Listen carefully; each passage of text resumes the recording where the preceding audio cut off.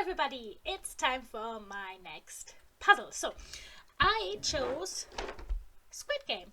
I have to say, I watched Squid Game and I really enjoyed the show. It had a lot of negative impact at schools here in Germany because the kids they started to play the games and beat up their friends and all this, so that wasn't that great, but the show is great. I liked it.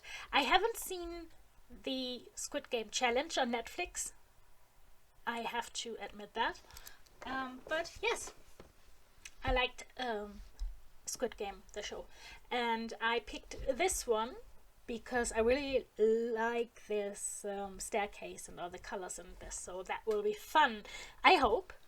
Yeah, so let's do the jigsaw and have some fun.